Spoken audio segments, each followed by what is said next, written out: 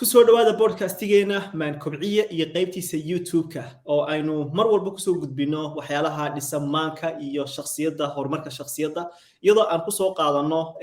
waliba kusoo casuno dadka halyeeyada ama haldoorada bulshada kamidka ah oo maanta waliba uu casuman yahay Ustaad Yusuf Noor oo runtii ah leadership marka maantana waliba mawduuciisu ku saabsan yahay hogaamiyaha muxuu yahay hogaamiyuhu طبعا marka waxaan ogaanaynaa waxyaalo badan oo hogaamiyaha ku saabsan iyo sidoo hogaamiyuhu runtii uu muhiimka u yahay marka Ustaad Yusuf baan soo dhaweynaya soo dhaw Yusuf aad iyo aad u maasantahay aadan ugu faraxsanahay Ustaad Shaakir soo dhaweyntaada muuqaalkan quruxda badan iyo podcast-ka maan kobciye aad iyo aad ugu faraxsanahay ka soo qayb galo waa dhawahay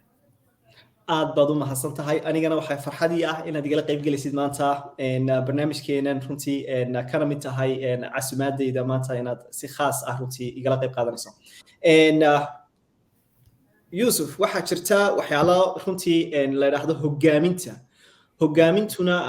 dadkuba waxyaalo fara badan bay yani qofba macluumaad gaar ah ka haysta marka waxaan doonaynaa inaan horta marka horse ku weydiiyo muxuu yahay hogaamiye سؤال عادي هذا وناكسن ويا هجاميها دبت وقف قيد رن وبدله وإنجليزك وهي كلها people who go the way and show the way leadership وحاوي تصالوي example مركب وقف لغة يستو أو وناك أهرك عددك for example تصالو حدي أن دب الله ونو أن في إنه حول دقتها dadka baadiyo ku nool markay guurayaan ay ka guurayaan meesha degan yihiin odayga cidda uu soo saameeyaa meesha loo guurayo sahan marka waxa weeye hogaannimad marka hogaamiye tahay waa inaad dadka horkacdid oo tustid jid cusub fursad cusub marka haddii aad fursad cusubna dadkii tustid inaad dhiirigelin gelisid inay awoodda waxaa la dhahaa ingiriisku waxay ku dhahaan people inaad tustid wax ayna qaban karin ay run u bedeli karaan see people better than they are arag dadka aragtidaada saa dadku u aragtid ha ka fiicnaato say isku arkaan marka hogaamiyaha dhabta ah waa kaa Absolute. Waxa la yiraahdaa leadership is who shows the way leads the way. Maxay leaders waa leading by example. Masha Allah. Absolute waxa weeyaan yaniga hogaamiyuhu waa qodob muhiim ah runtii aad ka taabatay iyo muhiimadda uu leeyahay. Marka waxa jirta su'aal ah asa Yusuf ah. Sideed u hogaamisaa businesska? Businesska markii la hogaaminayo waxay ku xiran tahay qodobo waxaa jiro 10 qodob oo laga sameeyay saameynta ay leadership ku leedahay adduunka soo waxaa la dhahaa 10 theories of leadership waa 10 qodob oo baaritaan lagu sameeyo oo adduunka baaritaan ku sameeyo midda ugu horeyso waxaa weeye great man theory ay dhahaan example ah marka great awal waxay dhihi jireen great leaders are born way u dhashtaan leadernimada waa loo dhashtaa hogaannimada waa loo dhashtaa wax la barta ma aha theorygaas baa jiri jiray then waxaa loo bedelay the trade leadership theory ay dadka dhahayaan example baa jiro adiga haddaad saan iyo saan u dhaqantid iyo saan iyo emotional intelligence iyo fikirkaada bedeshid iyo aragti weyn aad yeelatid iyo creative noqotid iyo xirfad cusub dhistid intaas haddaad ku shaqaysid hogaamiye fiican baa noqonaysaa way ku shaqaynaysaa ganacsiga dadna waxay dhihi jireen theorygan example ah the skills theory leadership waxaad u baahan tahay haddaad hogaamiye rabtid inaad noqotid oo dad hogaamisid xirfad inaad leedahay industryga ku jirto inaad xirfad u leedahay haddaad engineer tahay inaad skillkii iyo engineernimadaadii iyo xirfad u leedahay so dadka ay ku arkaan qof credible ah qof macquul ah oo xirfadii marka way kala duwan yihiin midda example kan kala ku siinayo 10 hadda saddexan ka sii ka afraad waxa way situational leadership theory ay dhahaan oo baaritaan ayadan lagu sameeyo taa waxay example ka dhiibaysaa one size doesn't fit all haddaad rabtid inaad dad hogaamisid kulli isku wala mid ma aha waa situational leadership waa habka loo dhaqmaysid inay kala duwanaadaan weeye dadka isku wala mid ma aha qof baa qaadanayo communicationkaada stylekaada inaad u bedeshid weeye habkay dadku u kala qaataan saa dadku ula dhaqantid marka exampladaas way kala duwan yihiin midda ugu dambayso waxaa weeye servant leadership qof dadka u shaqeeya oo visionkiisa iyo missionkiisaba yahay hadafkiisa inuu adeego dadkan uu adeego waxna uuna ka rabin dadkaas inuu wanaajiyo servant leadership waa la dhahaa tusaalahaas waxay nagu soo dhaweynaysaa maasha allah oo example noo ah prophet Muhammad sallallahu alayhi wasallam servant leadership nimadaas iyo hoggaannimadaas example badan boo ay ka dhalan kartaa soo dadku uu hogaamiyo soo dadka ugu naxariistay marka leadership dhan haddii umbrellada leadership ay leadership code tahay labaad waxaa weeye awareness inaad iska warqabtid dadkana ka warqabtid xaaladahooda dan saddexaad waa empathy naxariis inaad ku hogaamisid marka su'aasha ay weydiisid waxaa weeye habkee isticmaalaa anigu hadda adduunku isbedelay changes badan baa dhacay so situational leadership aan hadda isticmaalaa badanaa isbedel badan markuu dhaco waxa weeye inaad awareness noqotid dadkana inay kala duwan yihiin kala fikir duwan yihiin oo xataa shaqooyinka hadda waxa la dhaho waxa soo baxay quiet quitting Europe iyo adduunka westiga dadkii markay covid ka soo laabteen say u shaqay jireen uma shaqeeyaan ma rabaan shaqadii full time inay ka dhigtaan inay saacadaha dejistaan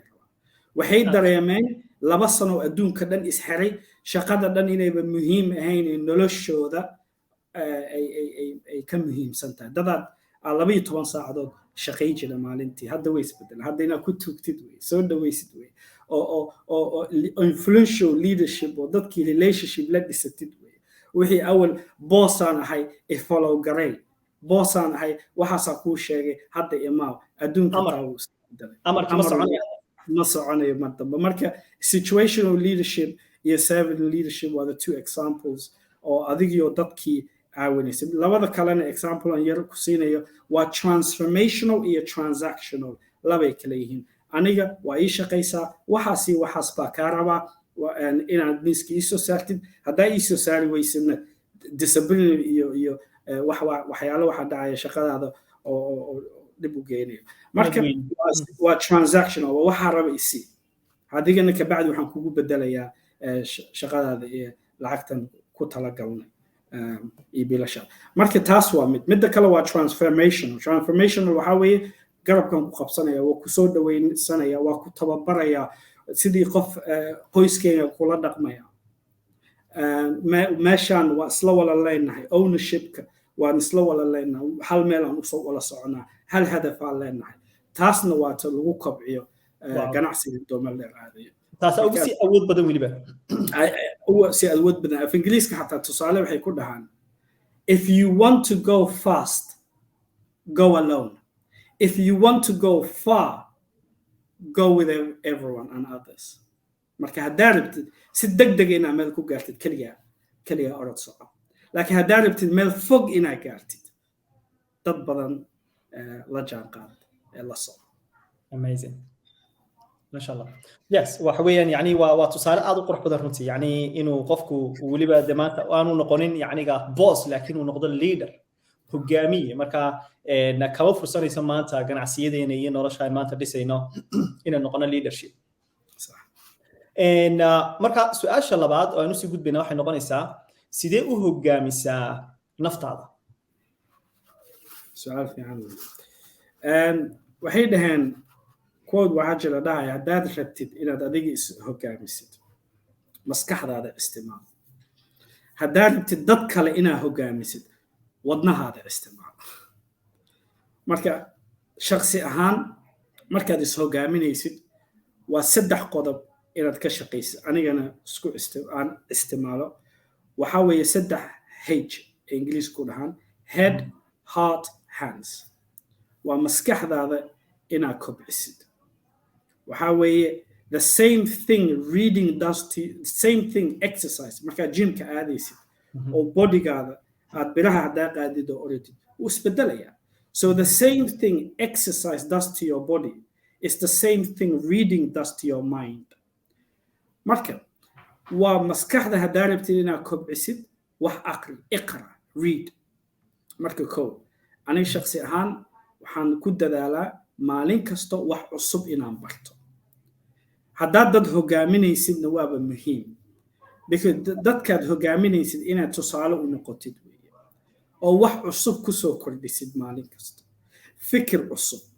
oo ficilada fikirka ka gudubtid oo ficilada u gudubtid marka haddaad maalin kasta wax cusub baratid waxay kugu caawinaysaa strategic iyo sida dadka loo hogaamiyo mid labaad aan aad iyo aad ugu dadaalo waxaa weeye inaad wadnaha ka shaqaysiisid qofka u jeclaa waxaad adiga isku jeceshahay haddaad saas noqotid waxay kuu fududaynaysaa relationshipka iyo dadka kula shaqeeyo wanaag inaad soo jiidatid barakay ganacsigaada noqonaya marka dadka ku caawisid midda saddexaadna waxaan hubaa fadhi wax laguma helo hard work works nothing worth having comes easy if it's easy it's not worth having dadaal gacmaha ku shaqayso mifahant dadaal marka taasna waa isticmaalaa marka aniga shakhsi ahaan waxaan ku dadaalaa character ethic wax la dhaho adiga characterkaada qofka jinsida saad tahay adiga waxa ka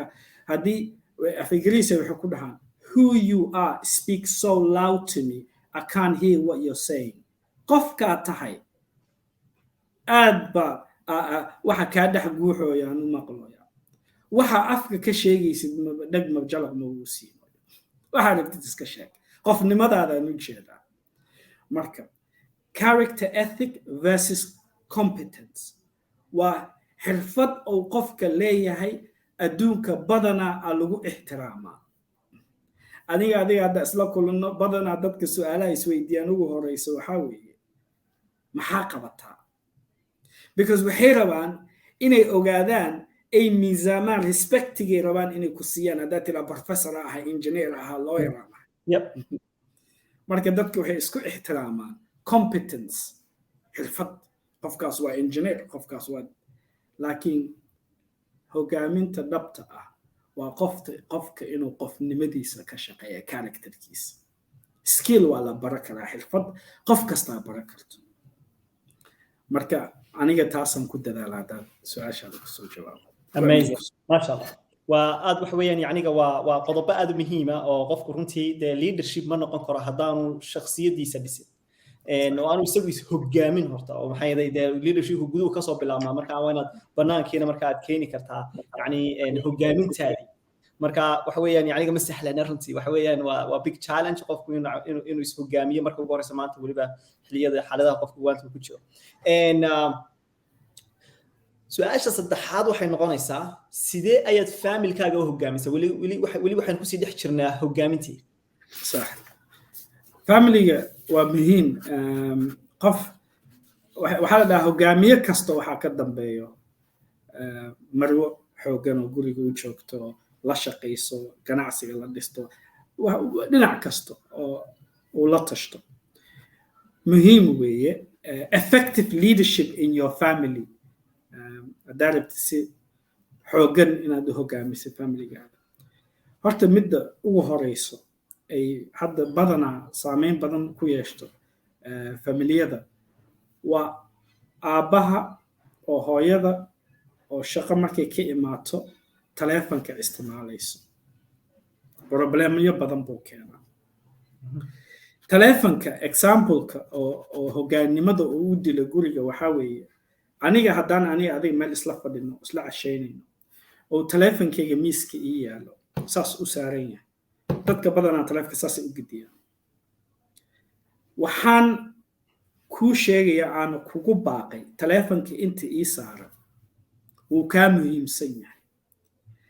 conversationkeena iyo sheekadeenna waa muhiim laakiin weeye intuuna taleefankan soo dhicin waaba kuusii sheegay marka problem badan buu keenaa oo dad connectionkii u dilaya aabbihii hooyadii la hadlay ilmihii taleefankii marka hogaannimada dhabta ah waxaa weeye saddexdoo qodob aan taas tusaale ahayd kow haddii family rabtid inaad hogaamisid ka hogaami from your knees adoo jilbaha dhulka kab salaadaada ilaahay adoo tuugaysid ka hogaami nin baa i weydiiyey ayaan hore wuxuu idhaa Yusuf how do you lead a family I said you lead from your knees wow ku hogaami familygaada tusaalena u noqo qof ilaahay subxaana wa tacaala ku xiran maata number 1 ko big stick leadership masha Allah midda labaad role model u noqo more responsibility-gaada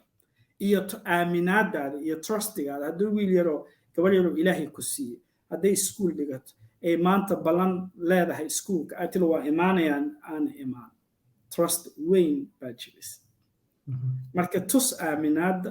trustiga morals ka rabtid inaad ka dhistidna adiga role model garay samaynaysaa marka waxaa la ingiriiska role model iyo real model labay kala yihiin real model iyo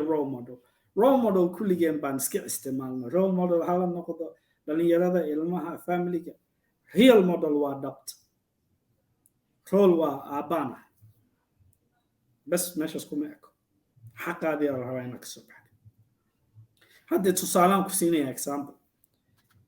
gabar yar aabaheed mar walbo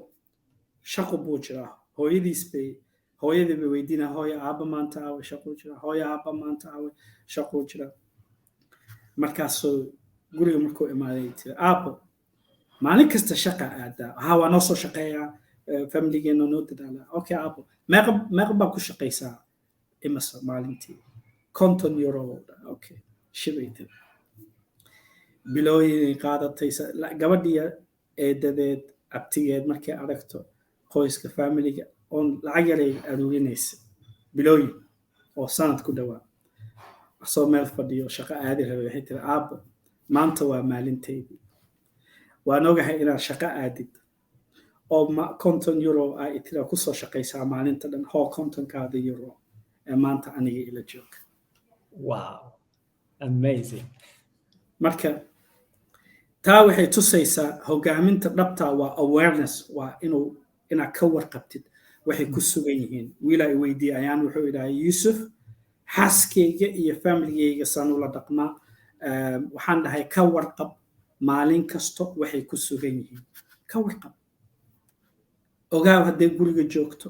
xaaskaada maasha Allah ilmahaada waxay ku sugan yihiin maanta dareenkooda muxuu ahay maxay la kulmeen ma guriga baa wax ka soo gaaray waxba maxaa isbedelay ka warqab hogaaminta dhabtaa waa taa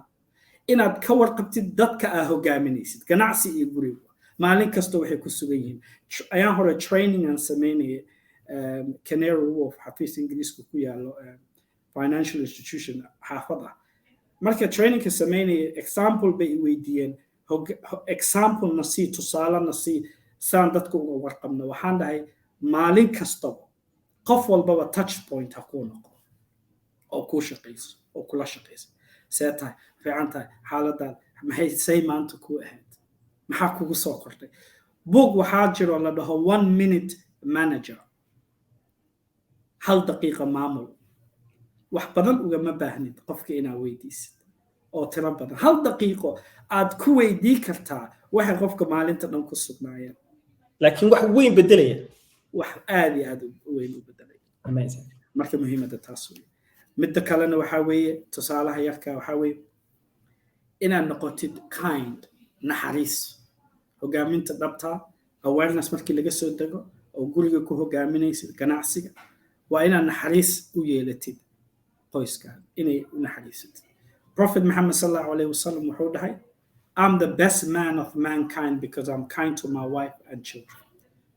aniga qof la abuuray bini'aadanka ugu naxariis badan because ilmahayga xaaskayga u naxariista inaad u naxariisatid oo partnership u la shaqaysid partners leeyahay waa CEOs company-ga waa la isla leeyahay la isla wada kaliya kama rarna waxa weeyaan waa wada shaqaynta waa meesha kaliya aan maxay runtii tusaale weyn ka ah bulshada iyo cid walba صح mid ugu dambayso waa humility effective leaders ayaan hore tala lay weydiistay waxaan dhahay effective leaders aren't in it for themselves hogaamiyaasha dhabta ah kaligood missionka kuma jiraan marka inaad tustid weeye walaala macaan waxaana qabanayo waa waxeenii hal meelaan u wala soconnaa inaad tustid missionka iyo kugula jiraan oo hadafka isla leeyihiin badanaa dadka markii su'aalayaasha badan oo ka soo baxo su'aalada ugu badan oo ka soo baxo waxaa weeye moogi wuxuu qabto meeshuu ku maqan yahay marka communication barrier aa jiro wax yaroo communicationki oo clear crystal clear waxaa la dhahay if you have clarity you don't need courage because clarity will pull you through haddii wixii ay ku cad yihiin uma baahnid dhaqaaqa inaad geesinimo ku dhaqaaqdid waaba horey u soconaysaa communication haddii ay si fiican la isku afahmin waxyaala qalada la kala fahmaya ingiriiska waxay dhahaan lack of communication leaves space for imagination xaguu ku maqan yahay waxbaas mashruuc kala bilaabmaya marka muhiim weeye intaas waxa weeye inaad ku hogaamisid qoyskaada aabanimadaada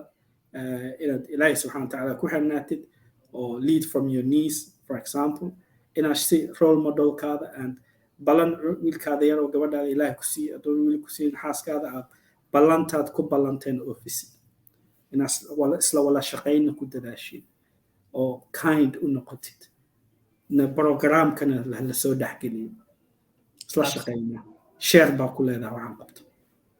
beautiful masha Allah waxa weeyaan runtii waa big examples oo maanta qofku yani aanu ka fakirin waayo majority markaynu hogaamiye aan maqallo inta badan waxa dadka soo dhaca siyaasad iyo waxyaalihii lamida laakiin leadershipka runtii yaniga ka bilaamaya shakhsiyadaada ee gurigaagii ah ee naftaadii wax kastoo aad samaynayso waxa weeyaan yaniga waa skills aad u cajiiba oo qofku muhiim ah inuu barto weliba qarniga weliba xilliga maanta la joogo wax kastoo aad samaynayso oo talaabo kastoo aad qaadayso xitaa wuu ku jira waxaa la dhahdaa wax kasta haddaad wax samayn karto wax walba waad samayn kartaa if you can do something you can do anything marka haddaad imika aad naftaada hogaamin kartid ood ku fiican tahay hogaaminta naftaada waxaa fududaanaysa inaad familkaagana aad because sidaad naftaada ugu wanaagsantahay waad ugu wanaagsanaysa iyagina haddaad iyagii u wanaagsanto familka hogaamin wanaagsan aad ka soo baxdana runtii bulshadii waad hogaamin kartaa marka waxa weeyaan waa effect bay isku leeyihiin yacniga wax kastoo aad samaynayso sidaad u samaynayso waxaa sometimes hataa sariirtaada si aad u hagaajisato ay ku xiran tahay maalintaada saad u qorshayso right and how you do anything is how you do everything yeah so wax walba u samayso wax walba samayso maalin kasta marka saad sheegaysid waa saxsan tahay shaakir thank you muhiimad waxa weeye dadka badanaa waxay arki jireen leaders well known like for example Nelson Mandela oo hogaamiye asoo ah oo dal meel dhib badan ka keenay oo sacrifice badan sameeyay oo noloshiisa oo dal haddana hogaamiye u noqday marka badanaa waxayna dadka fahmin leaderska oo isbedel badan adduunka ka geystay siyaasad ku biiro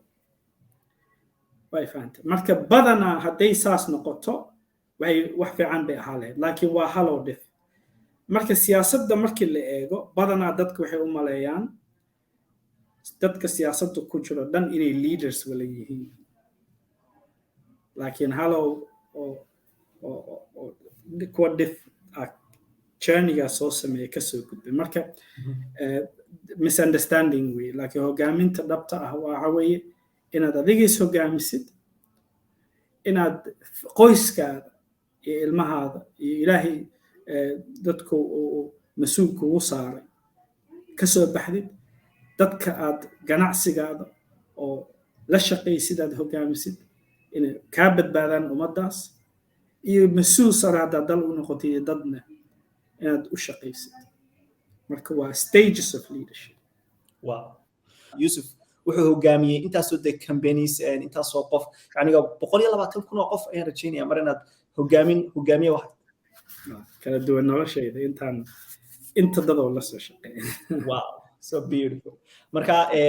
waxa weeyaan yacniga maanta inaynu helayno khibradii ugu wanaagsaneyd. Waxaa jiro example nin la dhaho John Maxwell oo leadership coach wuxuu ka sheekeeyaa 5 level oo hogaaminta dhabta ah 5 qodob ay leedahay. Marka qofka hadduu rabo inuu dad hogaamiyo oo meel fogna gaarsiiyo hadafkiisa 5 qodob inuu mar walba diiradda ku hayo way qodobka ugu koowaad waa levelka koowaad oo hogaaminta waa positional leadership ay dhahaan qof walba wuxuu ku dhahayaa garaadadayda magacayga anaa hogaamiyaha way raacaysaa wax kasta ku dhaho taladeeda qaadanaysaa marka waxay dhahaan people follow you because they have to qasabay ku tahay inaad hogaamiyo marka si kale kuma follow garaynayaan maahane just qasab way adii meeshaad maamusha mid waa positionka ugu hooseeya midda ku xiga waa permission waa qofka go'aan buu leeyahay aniga waa ikana hogaamiye anaa meeshaan hogaamiyo dhaqankayga iyo saan kula dhaqmo iyo saan waxa u kala hagaajiyo baa igu raacaysaa adaana taladaada inaad hogaamiye ku noqdo waa la choose karaya leaderka hogaamiye dadku way choose karaystaan marka people follow you because they want to. They want to. That's beautiful. They want to. They like you. Relationship. Waxaa la dhahaa relationship leader. Okay. Dadka soo ula dhaqmo. Positionka saddexaad waa production. Waa maaldhalin. Waa ka shaqaysiisay meeshaad taagan tahay. Ganacsi haddaad leedahay horumar weyn baa gaarsiisay. Haddaad company u shaqaysid results fiican baad u keentaa. Production. People follow you because of what you've done for the organization. Haddaad dal maamushid wax isbedel badanaa keentay dadkii waxay dhahayaan leaderkeennii wey isbedel badan baa ka dareemay results buu keenay wuu ka maalin waa position fiican waa garaadadii saddexaad garaadada afraad waa people development waa dadka inaad dhistid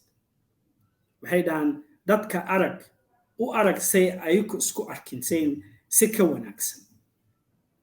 leaderka wuxuu leeyahay vision aragti vision is the art of seeing what's invisible to others aragtida hogaaminta dhabta ah waa qofka inuu arko waxayna dadka kale arki karin adigu ka dhex guuxayso ku muuqata because adigan hagaya u wada meeshaas sida journalka uu hago ciidankiisa people follow you because what you've done for them dadka waxay waad caawisay waa dhistay dad aan isku malayn hadda footballerska dadkan oo hadda adduunka ugu sareeyo qof baa scout baa meel tago eegay uu dhahay positionkan fiican buu ka ciyaaraa one day wuxuu noqonayaa footballer fiican marka waxaa weeye aragtidaas inaad leedahay positionka shanaad garaadada shanaad pinnacle position people follow you because who you are and what you stand for waxaad adiga respect baa lagu follow gareeyaa waxaan ahay qofkaa noqotay ingiriiska waxay ku dhahaan if you don't stand for anything you fall for anything qof istaagsan moraal fiican leh dadka u wanaagsan dadka wanaajiyo dadka caawiyo results company uu keeno oona consistency ah weligeedna saas u socota waxaanay ka yihiin dabeecadiisa dhaqankiisa yacniga runtii daily wow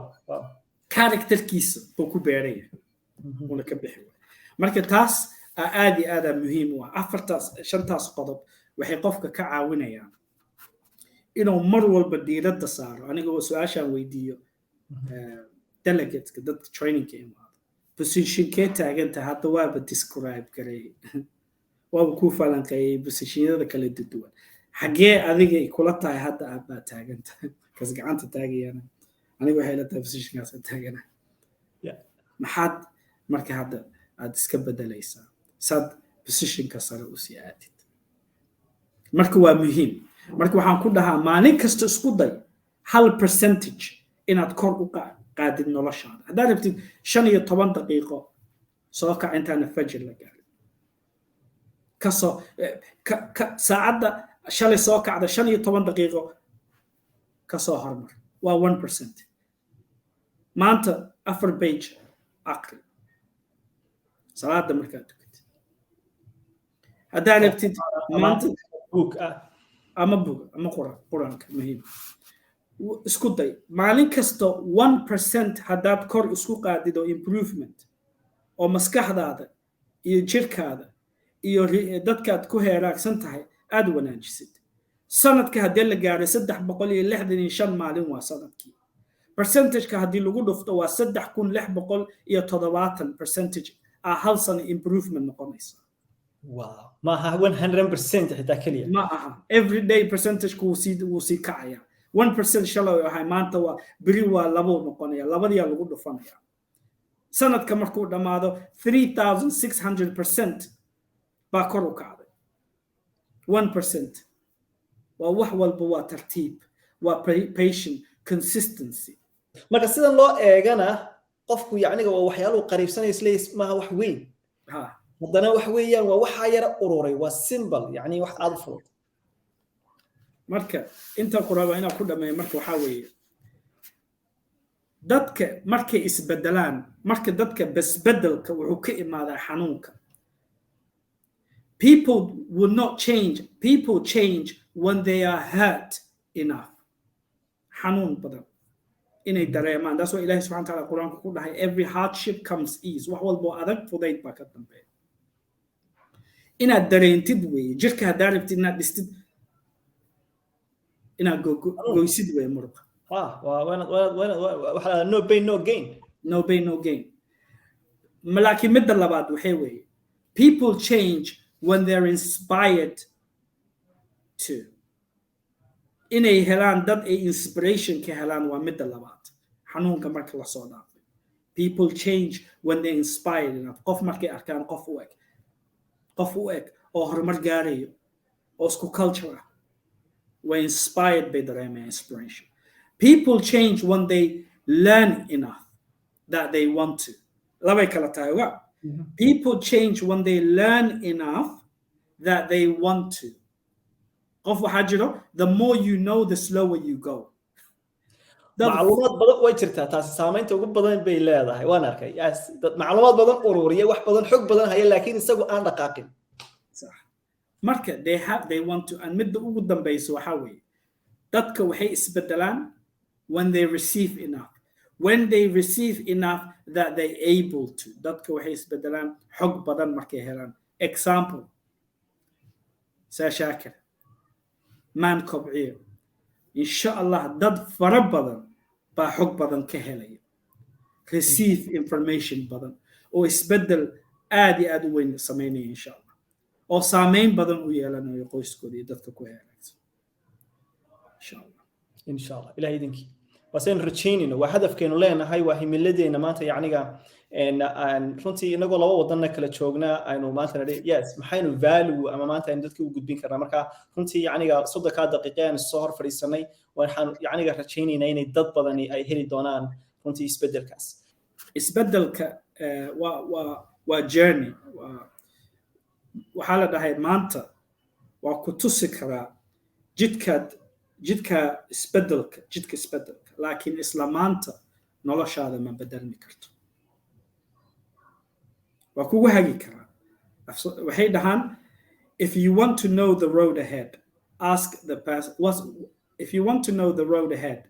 waxa la kulmaysid jidka ka horeeyo waxa la kulmi doontid hadaa rabtid inaad ogaatid weydii qofka ka soo laabanayo ku fuulaynaysa marka qof aana kufin ma istaago qasab weeye si kasto aad wax u dhisaysid xirfadna ugu leedahay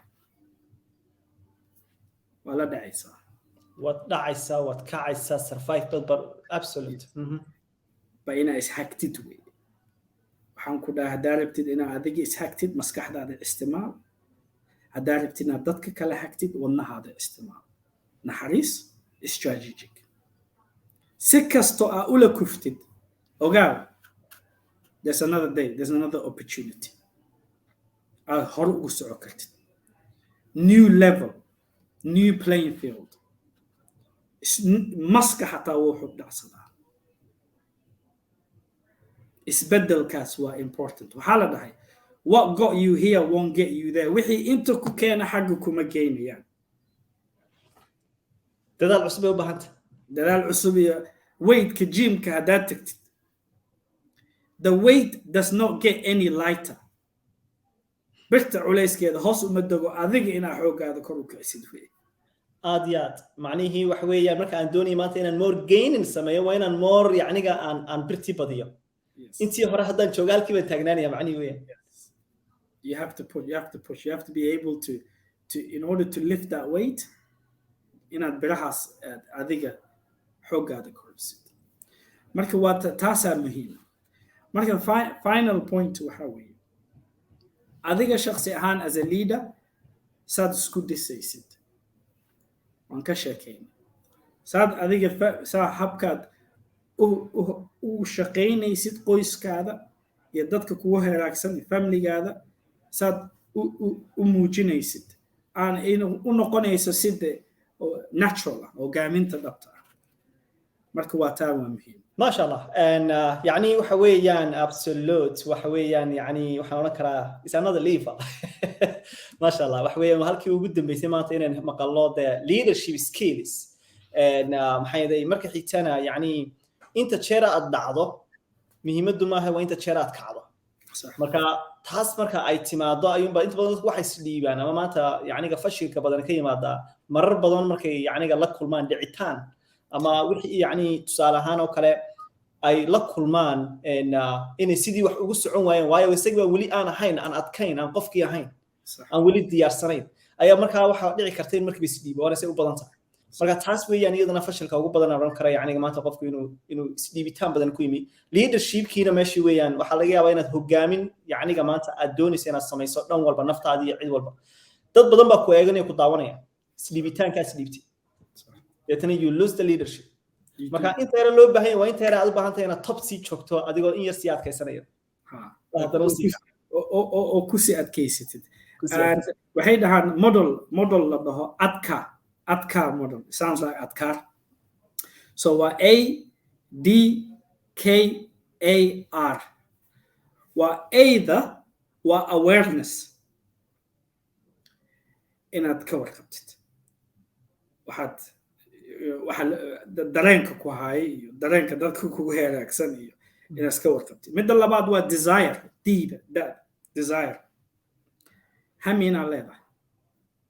iyo higsi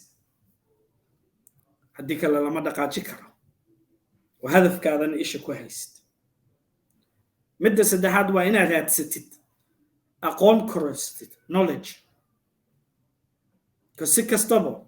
aad wax uga warqabtid aad haysatidna desire-kii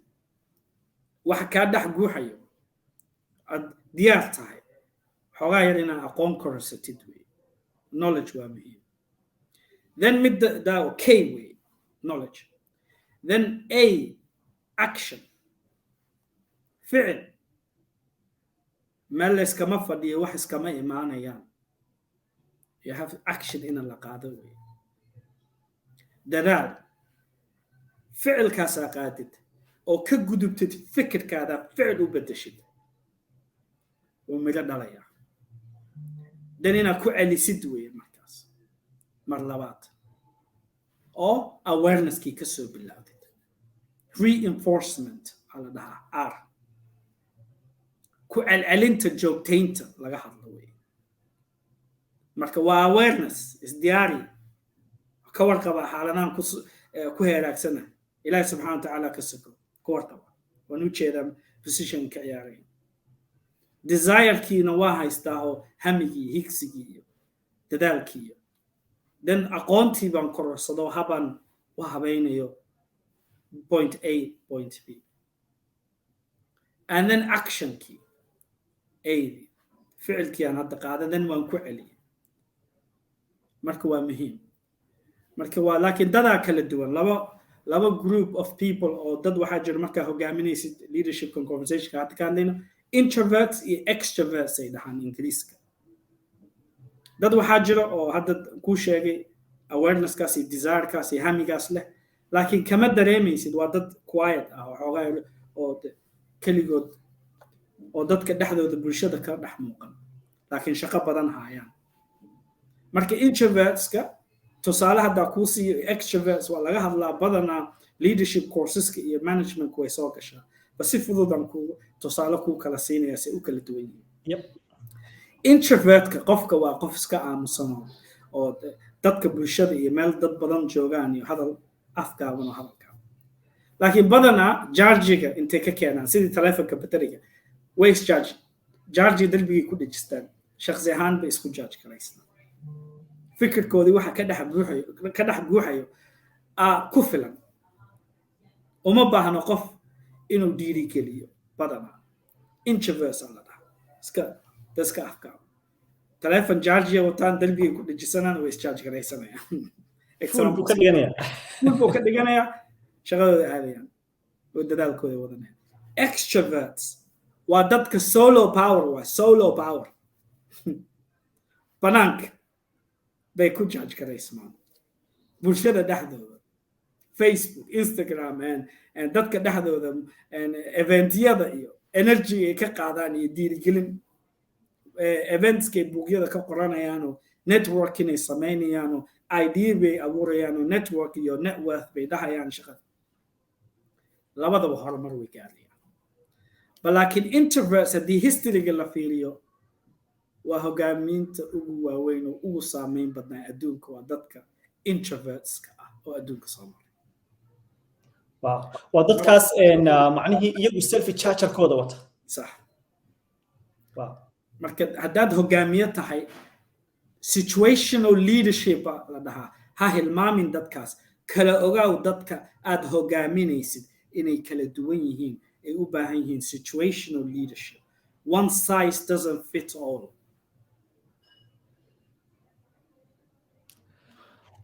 amazing waxa iga kordhay halka aqoonayda cilmi aad u fara badan runtii yani marar badan aan dad yaniga la kulmay waxay leadership systemka inaan maxay wada shaqeyno majority waxaan oran karaa taasoo kale waxay noqon kartaa malaa 5% mise 10% dadka taa imika ugu dambaysaa sheegtay waa inta kale dadku waxay u badnaayeen aan ku arki jiray leadershipka kale waxa aad yaniga chargerka ay ka helayeen the team chargerka ay ka helayeen leaderska kale ay iyaguna inta badan ku socday and is very important waa sax wey marka awareness kaas ogaatid dadkaada way ku fududaanaysaa si loo hogaamiyo marka waxaaba jira types of leadership autocratic ay dhahaan authoritative autocratic democratic midda labaad laissez-faire mid ay dhahaan oo iska waa dadka laid back oo tartiibtooda iska fadhiyo daayo dadka kale oo opportunity siiyo lazinimada xogaha yar iyo transformation marka autocratic waa idhageyso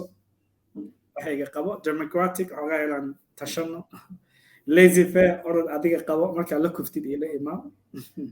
transformational anaa garabku ku qabanaya lineka isla maraynaa soo baxa marka those will give us a big waxayna siinayaan fikir cusub oo aan analyze isku samayno mar walba waxa weeye miyaaradda isku fiirino waa waxa yaniga inaad isfahanto waa muhiim isaad qofka tahay ku dhaado maanta xaggaad yaniga taagantay darajo ahaan shakhsi ahaan waxyaalo badan markaa ku soo baxaya naqudayda halkaas imika waxyaalo badan baa iga dhex muuqda insha Allah gadaal baan ana isku noqonaya amazing so beautiful runtii waxa weeyaan maxay yahay mowduuc aad u qurux badan oo aan yaniga rajaynayo noociisa oo kale inuu ahaa mid loo baahnaa waliba maxay yahay leadership yaniga sidan oo kale maanta in loo falanqeeyo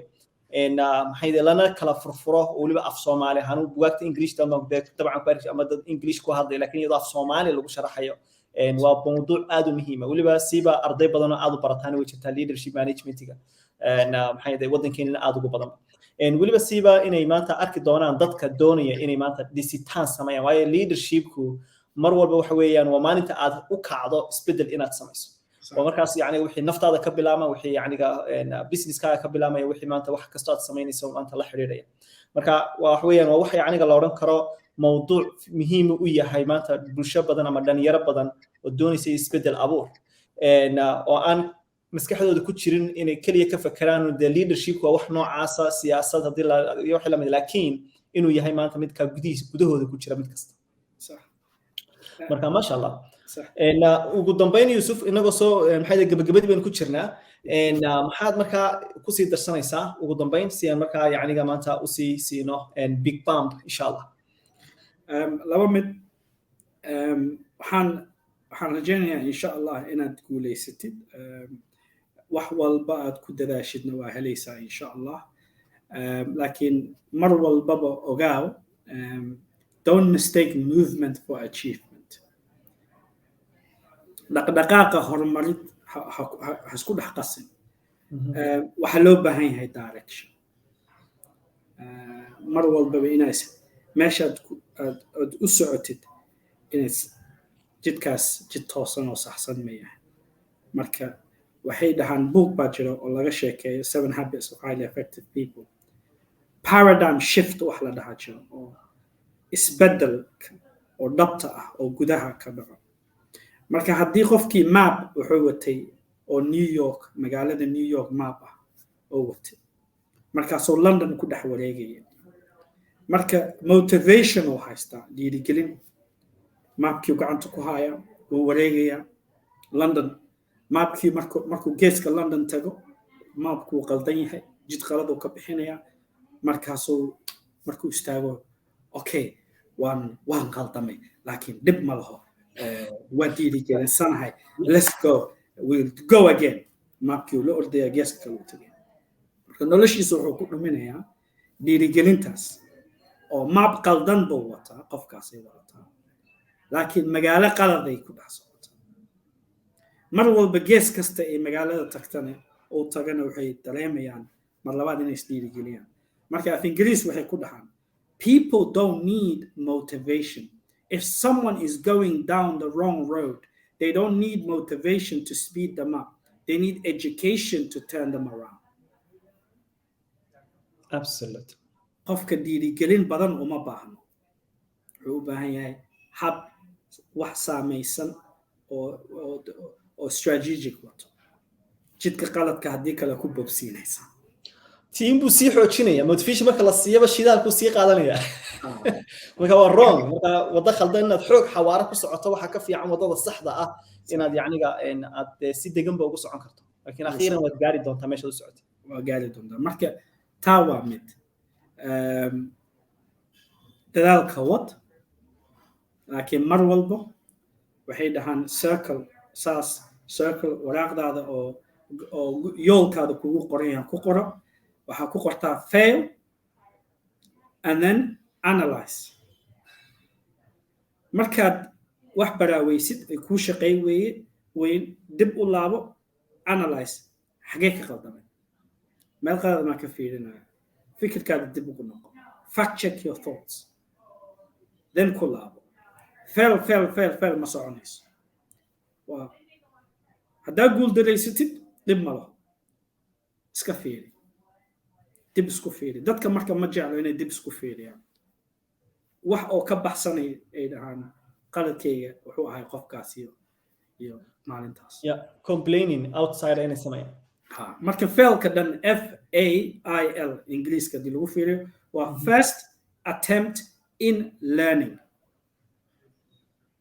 waa barashadii koowaad ha ka baqin waa okay ku soco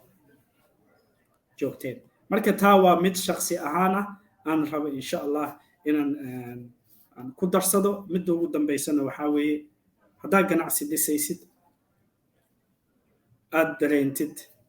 doonta inay saas u liiqliiqanayso mar biyaha soo galay dhib ma laha saas ku wad waxaa la dhahay mataqaanaa baaskiilka markaa wadid haddaa istaajisid waa dhacaysaa to keep balance baaskiilkiina hore u socdo wey ha joojin to keep balance haddaa rabtid marka af ingiriis formula ay isticmaalaan kambaniyada waxay dhahaan storming, norming, forming, performing. waa afar stage ay dadka bilaadanka markay isla shaqeynayaan ee madaxa iskula dhuftaan oo kambaniga xataa xogaha yar ay u liqliqo kow markii wax cusub la bilaabayo storming wax la dhahaa bilaabo waa isfahan yar wixii xoog buu ka hadda kambani haddaad bilaawdido customer fara badan maanta 100 customer 200 300 kun idinka ku soo galaan ma xamili kartid diyaar uma tiid infrastructure kaada diyaar ahayn HR kaada diyaar ahayn system payment system kaada crash noqonaya waa maqashay kambaniyo badan oo website-yadooda crash noqday oo 1 million customers ku dayeen wax ka iibsadaan absolute marka storming ala dhahaa storming waxa system kaada habka u shaqeynaya shaqaalihii kala garaada kala shaanday wixii dhana isku dhex qasan it's okay dib ma laho ayadoo stormina waxa la dhahaa hataa duck af ingiriisi ku dhahan markii webiga ku jirto saasay u dhex fadhisaa iska dabaalanaysa tartiib laakiin lama dareemayo inayba dabaalanayso tartiib saasay biyaha ugu dhex saataa laakiin kaameradii lugaha hoosteeda webiga hoos loo galo lugaheeda xoog bay u shaqeynayaan leadership waa taa weeye kor waa iceberg illusion waa degan tahay dadka kuwa haraagsan deganaashadaas hogaannimadaas si tartiiba kii assurance diyaaradda haddaad fuushay waxaad dareemaysaa marmar qaarkood turbulence diyaaraddii xogaa wareegayso kabtanka microphone-ku soo intuu shito wuxuu dhahayaa tartiib everything is okay wax yaroo waxa weeye storm ah waa ka dhex bixi doonaa sunkiina xedha we will insha allah waa ka gudbaynaa hogaaminta dhabta waa taa xasilooni midda labaad marka waa norming waa storming laga baxaa norming waa sheekadii xogaa yar way degaysaa